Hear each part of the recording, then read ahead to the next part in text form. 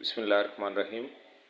आज का जो हमारा टॉपिक है वो है the rebel, poem written by D J. Enright. इसमें बेसिकली हमारे माशरे के अंदर पाए जाने वाले मुख्तलिफ कैरेक्टर्स का जो एक इम्तजाज है उसमें से एक कैरेक्टर को लिया गया है। एक ऐसा कैरेक्टर जो सोसाइटी के बनाए हुए स्टैंडर्ड पैटर्न्स होते हैं, जो रूल्स एंड रेगुलेशंस होती हैं, जिस तरह के सारे लोग चल रहे होते हैं, एक ऐसा शख्स जो उनके ख़िलाफ़ काम करता है। जैसा सब करते हैं वो वैसा नहीं करता।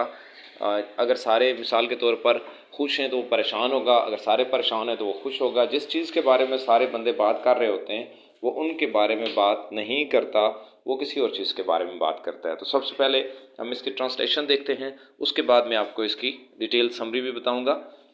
तो let's come to the point. When everybody has short hair, the rebel lets his hair grow long. Here you can observe कि वो जो है जब सारे बंदे जो है ना छोटे बाल रखते हैं तो वो अपने बालों को बड़ा कर लेता है, और जब सारे बंदे लंबे बाल रखते हैं तो वो अपने बालों को कटवा देता है, छोटे बाल रख लेता है, just to make the difference.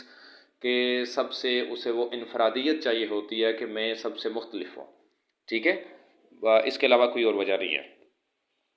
When everybody talks during the lesson, जब सारे बंदे जो है ना वो सबक के दौरान बात करते हैं तो rebel doesn't say a word, वो कुछ भी नहीं कहता, बिल्कुल खामोश बैठा रहता है।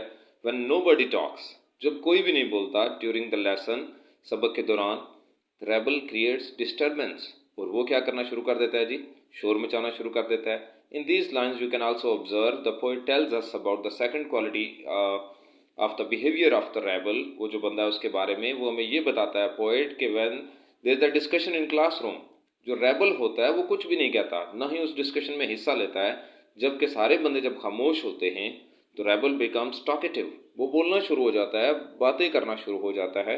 तो ये जो उसकी क्वालिटी है ये भी देखें सबके अगेंस्ट है कि जब सारे बोल रहे हैं तो वो खामोश है, और सारे खामोश हैं तो वो क्या कर रहा है, बोल रहा है।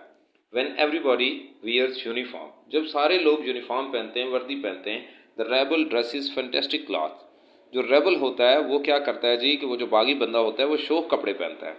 When everybody wears fantastic clothes, जब सारे बंदे शोक कपड़े पहनते हैं, द रेबल ड्रेसेस सोबरली, वो जो बागी होता है वो सोबर किस्म के, डिसेंट किस्म के कपड़े पहन लेता है, सबकी तरह फैशन वाले कपड़े, शोक कपड़े नहीं पहनता। तो this is the third behaviour जो कि हमें बताया गया है कि जो ऐसा बंदा होता है वो जो होता है, he disagrees with the others only to show himself prominent. When every person puts on the serious type of uniform, तो वो जो रेबल होता है डजंट कॉपी देम। ठीक है, at the moment he puts on fantastic clothes, तो इस तरह से वो सब के जो होते हैं उनके खिलाफ जाता है।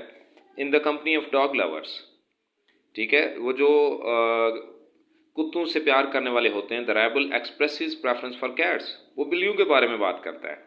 In the company of cat lovers, वो जो बिल्लियों से प्यार करने वाले होते हैं, the rebel puts in a good word for dogs, वो कुत्तों की हिमायत करना शुरू कर देता है वहाँ पर। अब यहाँ पर भी देखें तो जो सारे लोग कुत्तों के बारे में बात कर रहे होते हैं, तो जो ऐसा बंदा रेबल होता है वो बिल्लियों के बारे में बात करता है। जब सारे बंदे बिल्लियों के बारे में बात करते हैं तो वो कुत्तों के बारे में बात करता है।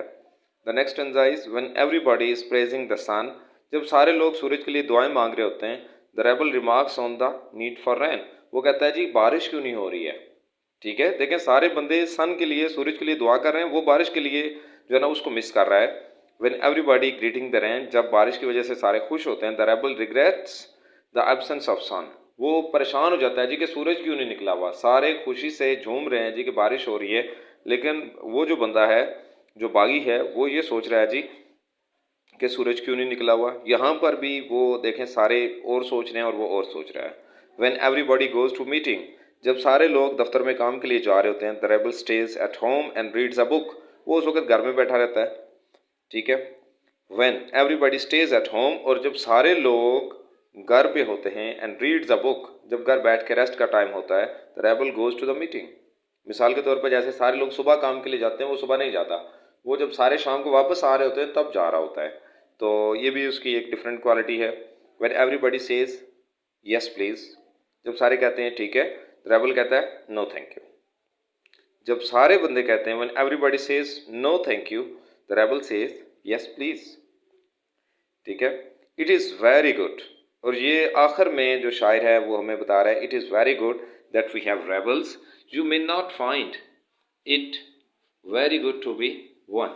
वो जो शायर है हमें ये बता रहा है कि हमारी सोसाइटी में जितने भी इस तरह के लोग होते हैं, आप अगर देखेंगे तो ये जो आखिरी वाली लाइन्स हैं, these are the concluding lines of the poem, यहाँ पर वो समरी बता रहा है। इसकी पहले मैं ये एक्सप्लेन कर देता हूँ, फिर इसकी समरी में बताऊँगा कि जो रेबल्स होते हैं bye great poet D.J. Android, जो उसने इसको एक्सप्लेन किया in the whole poem, the poet tells us about the negative nature of rebel who does not adopt the common ways of life, जिस तरह के सारे बंदे रह रहे होते हैं, tries to do each and everything against the other people, जैसे भी सारे लोग काम कर रहे हैं उनसे मुख्तलिफ करता है। In these lines the poet says the rebels are blessing for the people, कहते हैं ब्लेसिंग है फॉर सोसाइटी, माशरे के लिए, टू बिकम अ रेबल, कहते हैं रेबल बनना is not an easy task, ये इतना आसान काम नहीं है कि जैसे सारे लोग स्टैंडर्ड के तहत काम कर रहे हों जी आप उसके अगेंस्ट जाके कम करें, because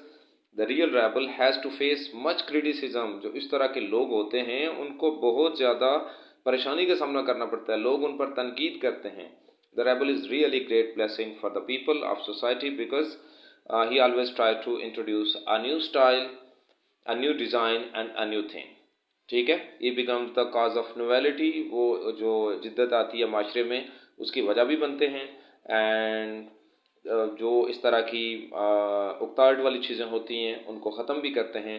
we should not speak against the rebel but try to bear them, लेकिन हमें जो है ना उनके बारे में गलत बात तो नहीं करनी चाहिए, लेकिन हमें उन्हें बर्दाश्त करना चाहिए। इस पोएम को अगर आप देखें तो इसमें हमें जितनी भी बातें बताई गई हैं रेबल के बारे में, कि जब सारे लंबे बाल रखते हैं वो छोटे रख लेता है, छोटे रखते हैं तो सब बड़े कर लेता है, जब सारे लोग बिल्लियों के बारे में बात करते हैं तो वो कुत्तों के बारे में बात करता है, सारे अच्छे कपड़े डिसेंट पहनते हैं तो वो शौक कपड़े पहनता है, जब सारे शौक पहनते हैं तो वो सादे कपड़े पहनता है, जब सारे कहते हैं यस प्लीज़ तो वो कहता है नो थैंक यू। ये जितनी भी बातें हुई हैं बेसिकली इसमें दो पॉइंट में बातें डिस्कस की गई हैं। First one is humour, second one is style. Humour तो हमें उसी के रेबल के कैरेक्टर से नज़र आ जाता है। स्टाइल मीन्स तंज है, बेसिकली ये जो तंज है ये हमारी सोसाइटी के जो स्टैंडर्ड पैटर्न्स हैं, जो लोग बस एक पैटर्न के तहत चल रहे हैं, जो अपने आप में कोई तब्दीली नहीं लाते, ठीक है, उन पर बेसिकली जो शायर है वो मजम्मत कर रहा है कि जितने भी लोग हैं हम बेसिकली एक स्टैंडर्ड पैटर्न के तहत चल रहे हैं, हमारी बोर्ड सी ज़िंदगी, हम उसमें कोई तब्दीली नहीं लाते। और दूसरी चीज़ ये है कि वो जो रेबल है बेसिकली उसकी सारी जो एक्टिविटीज़ हैं वो करने की वजह क्या है कि वो अपने आप को एक मुनफरिद इंसान शो करना चाहता है। ठीक है, सबसे हट के अगर वो सारे जैसा कर रहे हैं वैसा ही करेगा तो फिर उन सब में और रेबल में कोई डिफरेंस नहीं होगा। तो this is you can say a beauty that we have rebels in our society, जैसा कि आखिरी लाइन्स में पोइट ने कहा भी है। तो I am going to tell you about the questions जो कि आपसे पेपर में पूछे जा सकते हैं। सबसे पहली चीज़ इसमें elements of humour and style आपसे पूछा जा सकता है, इस पोएम के रिलेटेड जो क्वेश्चन आ सकता है। और दूसरा जो आ सकता है आपको character of a rebel. These are very very important question that an examiner can ask to write about. ठीक है, थैंक यू।